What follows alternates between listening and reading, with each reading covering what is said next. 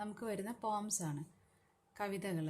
അതിൽ first if എന്നതിൽ ഒരു അച്ഛൻ മകന് കൊടുക്കുന്ന ഉപദേശങ്ങൾ എന്തൊക്കെയാണ് എന്നുള്ളതിൽ 3-4 സ്റ്റാൻസ, ഫസ്റ്റത്തെ സ്റ്റാൻസയും ലാസ്റ്റ് സ്റ്റാൻസയും വളരെ ഇമ്പോർട്ടൻ്റ് ആണ്. ലാസ്റ്റ് സ്റ്റാൻസയിൽ നിന്ന് ക്വസ്റ്റ്യൻ വരാറുണ്ട്, അതൊന്ന് എക്സ്പ്ലെയിൻ ചെയ്യാൻ, അല്ലെങ്കിൽ എന്തൊക്കെയാണ് അഡ്വൈസസ് എന്നുള്ളത്.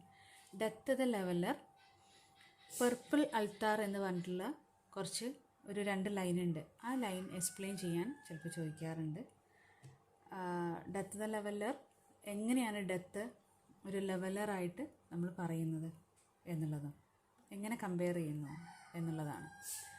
Sunrise on the hills, may be appreciation വരാം, എൻ്റെ റിവ്യൂ വരാം, ഒരു നാച്ചുറൽ ഡിസ്ക്രിപ്ഷൻ എന്നുള്ള രീതിയിൽ ഒരു ഇമെയിലോ അല്ലെങ്കിൽ ഒരു ലെറ്റർ റൈറ്റിങ്ങോ അങ്ങനെ ഏതെങ്കിലും രീതിയിൽ സൺറൈസ് ഓൺ ദ ഹിൽസിൻ്റെ റിവ്യൂ വരാൻ സാധ്യതയുണ്ട്.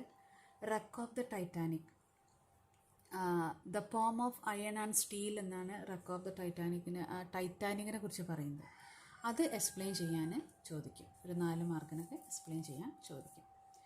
ടു സ്ലീപ്പിൻ്റെ ഇമ്പോർട്ടൻസ് നമ്മുടെ ലൈഫിൽ, നമ്മുടെ ഹെൽത്തി ആയിട്ടുള്ളൊരു മോർണിംഗ്, അതിന് സ്ലീപ്പിന് എത്രത്തോളം ഇമ്പോർട്ടൻ്റ് ആണ്, അല്ലെങ്കിൽ സ്ലീപ്പിന് നമ്മുടെ ആരോഗ്യത്തിന് എത്രത്തോളം പങ്കുണ്ട് എന്നുള്ളത് ചോദിക്കും. അപ്പോൾ എല്ലാവർക്കും ഓൾ ദി ബെസ്റ്റ്.